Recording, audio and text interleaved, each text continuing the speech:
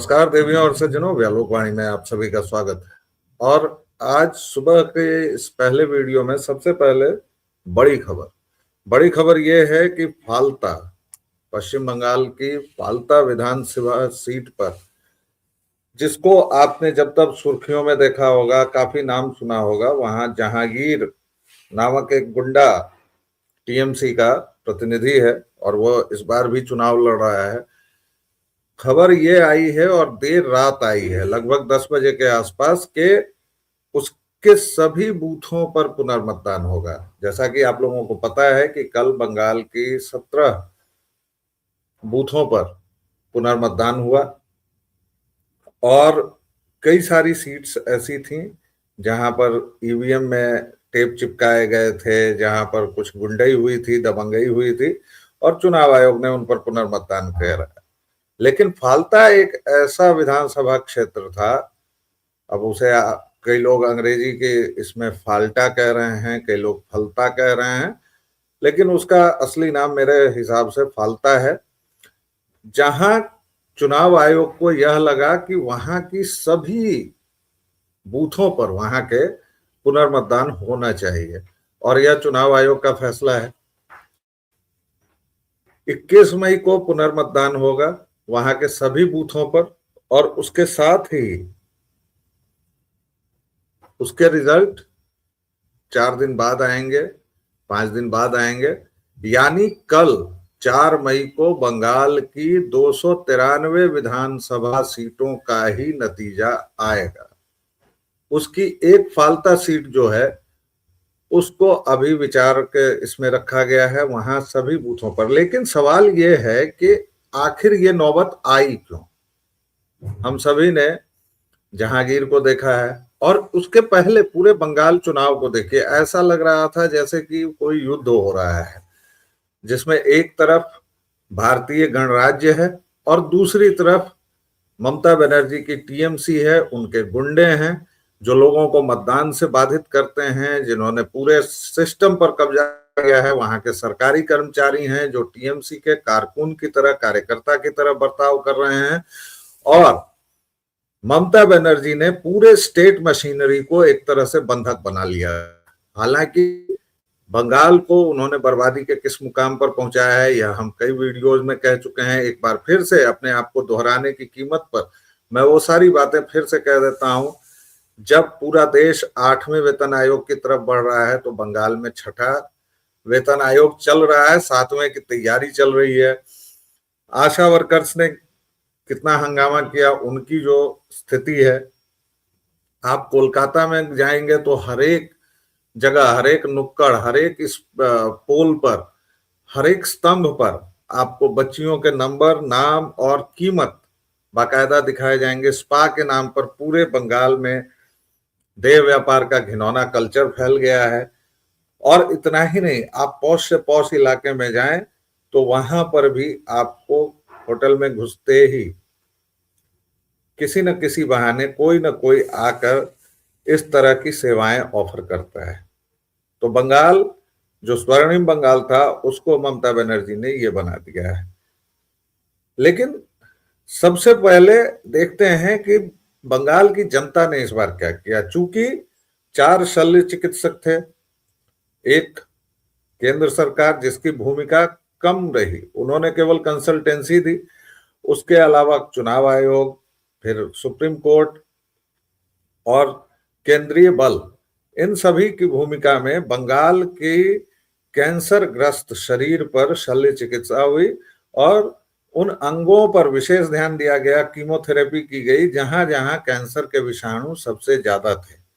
ये कुल मिलाकर इससे ऐसा माहौल बना कि बंगाल की जनता बाहर निकली और यह हमें मतदान प्रतिशत में दिखा।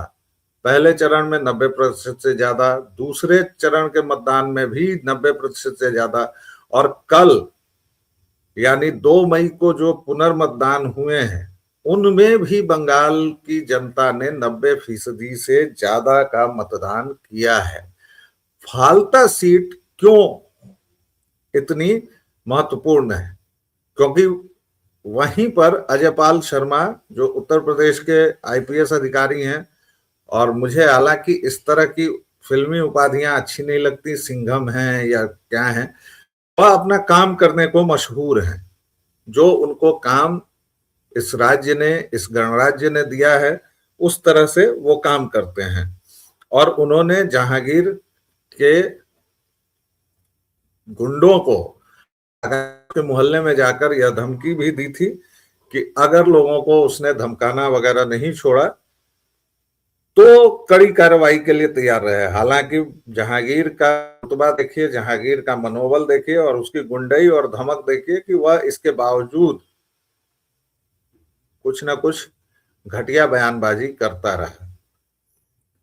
अब 21 मई को सभी बूथों पर पुनर्मतदान होना था। क्यों? क्योंकि वहां पर लोकतंत्र को गुंडई ने बंधक बना लिया था। फालता तो एक छोटे गुंडे की जगह है। अभिषेक बनर्जी जो ममता बनर्जी के भतीजे हैं, जो डायमंड हार्बर से लड़ रहे हैं, उन्होंने जिस तरह बार बार खुलेआम खुले मंच से धमकी देनी शुरू की, वह अगर मुझे लगता है कि किसी दूसरे देश में करते, अगर भारतीय लोकतंत्र जैसा अद्भुत लोकतंत्र हमारे पास न होता, जहां अभिव्यक्ति की स्वतंत्रता के नाम पर कुछ भी कहीं भी कहने की इजाजत लोगों को दी गई है, तो वह या तो जेल में होते या फिर उन पर कड़ी कार्रवाई की जाती। क्योंकि उन्होंने खुलेआम मंच से लोगों को धमकाया, 4 सीटों का नाम लिया कि यहां पर हमने पिछली बार हार देखी थी और तब भी हमने तुम्हें छोड़ दिया, मानो बड़ी कृपा की। उसके बाद कभी वो गृह मंत्री को धमकाते थे कि अगर एक बाप की औलाद हो तो 4 मई के बाद रहना, 12 बजे के बाद हम तुम्हें देख लेंगे।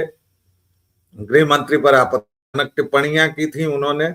और इन सब के उलट, इन सब के साथ साथ हमें बंगाल चुनाव की पृष्ठभूमि को थोड़ा याद करना चाहिए। इस फालता पर जो पुनर्मतदान सभी बूथों पर हो रहा है, उसके साथ साथ हमें जरा एक बार इसकी पृष्ठभूमि को देखना चाहिए कि पहले चरण में रिकॉर्ड मतदान हुआ, जंगल महल, उत्तर बंगाल, इसमें भाजपा की बड़ी मजबूत पकड़ है। दूसरे चरण में कहा जा रहा था कि भाजपा कमजोर है, लेकिन जब जनता निकली, और क्या झूम के निकली साहब, तो लगभग सारे एग्जिट पोल्स ये बता रहे हैं कि भाजपा की ही सरकार बनने जा रही है। हालांकि 2 एग्जिट पोल्स हैं जो बता रहे हैं कि ममता बनर्जी वापसी कर रही हैं। एग्जिट पोल्स पर मेरा कोई बहुत भरोसा नहीं है। मैं बंगाल घूम के आया हूं, मैंने बंगाल में लोगों से बात की है। मेरा उसके आधार पर ये निर्णय है जो मैं बार बार आपसे कह सकता हूं, और चुनावी फैसला आखिरकार जनता करती है, इसलिए हो सकता है कि मैं गलत हूं, लेकिन अभी तक मुझे यही लग रहा है कि इस बार जनता ने, बंगाल की जनता ने मन बना लिया था कि ममता बनर्जी की विदाई करनी है। क्योंकि ममता बनर्जी के कुशासन से, उनके भयावह मुस्लिम तुष्टीकरण से, बंगाल को गरीबी जहालत की दलदल में धकेलने से वहां के लोग परेशान हो गए थे। वहां के लोग बहुत बुरी तरह इस बात से नाराज थे कि ममता बनर्जी ने बंगाल के लोगों को भी पलायन पर मजबूर कर दिया है। जो बंगाल कभी केंद्र हुआ करता था, हमारे बिहार या उत्तर प्रदेश से लोग वहां जाते थे कमाने। भोजपुरी के कई गीत हैं, ले ले अइहा हो पिया सेनुरा बंगाल के, और एक पूरी श्रृंखला है जहां लोग कलकत्ता हैं, रेलिया बैरन पिया को लिए जाए रे, इस सब तरह के गाने जहां हमने बचपन में सुने थे, आज वो कोलकाता झुग्गियों का, अवैध घुसपैठियों का और देह व्यापार में लिप्त गुंडों का एक ठिकाना बनकर रह गया है। पूरे भारत के रेलवे स्टेशन आपको साफ नजर आ जाएंगे, लेकिन कोलकाता जो एक महानगर है, उसमें आप क्या सियालदह, क्या कोलकाता, क्या हावड़ा, कहीं भी जाएं, आपको भयंकर गंदगी और भयंकर अनुशासनहीनता का सामना करना पड़ेगा। लेकिन बंगाली मानुस ने इस बार तय कर लिया था कि ममता बनर्जी की विदाई करनी है। उनकी पार्टी टीएमसी भ्रष्टाचार और संगठन की कमी से जूझ रही है, क्योंकि ममता बनर्जी के अपने काडर नहीं थे।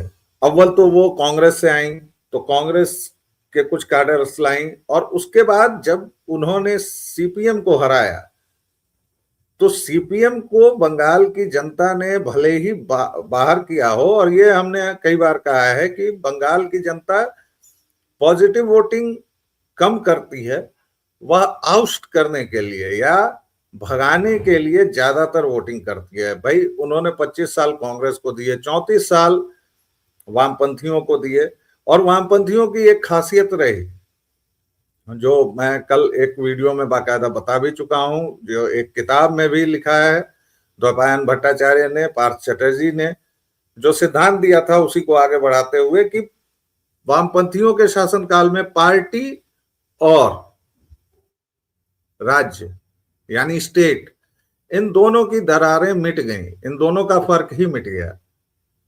अब आप देखिए, अगर ये फर्क मिटता है होता है तो फिर स्टालिन का राज्य बनता है, पुतिन का राज्य बनता है, शी जिनपिंग का राज्य बनता है, जहां जनता स्टेट की मशीनरी के बजाय पार्टी ऑफिस पर ज्यादा विश्वास करने लगती है। लोग पुलिस स्टेशन कम जाते थे, पार्टी ऑफिस ज्यादा जाते थे। लोग पंचायत भवन कम जाते थे, पार्टी ऑफिस ज्यादा जाते थे। इन सभी बातों के मद्देनजर जब टीएमसी सत्ता में आई और पूरे बहुमत से आई, तो कम्युनिस्टों की पूरी मशीनरी को उसने उठा लिया और उसको और एग्रेसिव बनाया और तेज किया, उसकी धार को और बढ़ाया। इन तमाम चीजों के साथ ममता बनर्जी ने एक और काम किया, उन्होंने मुस्लिम तुष्टीकरण की सारी हदें पार कर दी। उन्होंने शोभा यात्राओं को रुकवाया, उन्होंने मां दुर्गा को शस्त्र विहीन करवाया, उन्होंने दुर्गा पूजा के पंडालों में पता नहीं कौन सी गंगा जमन तहजीब है जिसके चलते अजान दिलवाई। उन्होंने पूरे बंगाल को टेरेसा की साड़ियों, जिसकी वो नकल करती हैं, हवाई चप्पल और वो नीले बॉर्डर की, पूरे बंगाल को उन्होंने रंग दिया। क्या कोलकाता, क्या हुगली, क्या मालदा, क्या मुर्शिदाबाद। और ममता बनर्जी का पूरा ध्यान क्रिश्चियन मिशनरीज और मुस्लिम तुष्टीकरण पर रहा। इस सब के बीच आप सोचिए, बांग्लादेश से आए अवैध घुसपैठियों का, म्यांमार से आए रोहिंग्याओं का, बंगाल में एक समझें इस तरह की वहां एक ट्रांजिट स्टेशन बनाया गया। हमने चुनावी चर्चा के दौरान कई बार कहा कि वहां पर घरों के अंदर सुरंगें मिली, तमाम चीजें मिली, जिससे पता चलता था कि वहां एक संस्थागत व्यापार है। ये घुसपैठ केवल घुसपैठ नहीं है, पूरा व्यापार का मसला है। और इन सब से वहां का हिंदू मानस जो था वह बहुत पीड़ित था। हालांकि बंगाल के साथ तमाम तरह की बीमारियां हैं, ये बीमारियां कॉलोनियलिज्म की देन है, जिस पर हमने कई बार बात की है कि वहां पर जो मुजीबुर रहमान हत्यारा था, जो सोहरावर्दी के कहने पर हिंदुओं का कत्ल करने सबसे आगे था, मुस्लिम छात्र नेता के नाते, उसकी मूर्ति गांधी के साथ लगाई हुई है सियालदह स्टेशन के जस्ट बाहर। उसको बंग बंधु का खिताब दिया गया। कम्युनिस्टों ने सारी उसकी करतूतें हटा दी, क्योंकि ज्योति बसु भी उसका साथी था। और मरीच झापी लोग भूल गए, कितनी सारी हत्याएं, कितने नरसंहार, बंगाल सब कुछ भूलता रहा, उस पर कोलतार पोतता रहा। किंतु वो कहते हैं ना कि दर्द का हद से गुजर जाना दवा बन जाता है। तो बंगाल का दर्द जो है वो हद से गुजर गया, और इस बार वही दवा है। और शायद इसीलिए फाल्ता में जब चुनाव आयोग ने यह निर्णय लिया, तो हमारे जैसे लोग कहीं ना कहीं आश्वस्त हो रहे थे कि इस बार चुनाव आयोग और सुप्रीम कोर्ट ने पूरी नजर रखी है, पैनी नजर रखी है, और इस बार ममता बनर्जी के शिकंजे में कसे जाने के पूरे आसार हैं। बाकी अब 24 घंटे बचे हैं, कल इसी समय रुझान आने लगेंगे और 12 बजे दिन दोपहर तक मामला साफ हो जाएगा कि बंगाल किस रास्ते पर है। वह राष्ट्रवाद की नाव पकड़ता है या फिर से बंगाल एक बार अंधेरे में डूब जाना चाहता है। अभी के लिए इतना ही। व्यालोक वाणी को आप जिस तरह अपना स्नेह और प्रेम दे रहे हैं, कृपया देते रहें। बड़ा अच्छा लगता है हमें आपके स्नेह में भीगना। और एक छोटा सा विराम लेंगे, फिर आएंगे। तब तक के लिए जय जय सिया राम।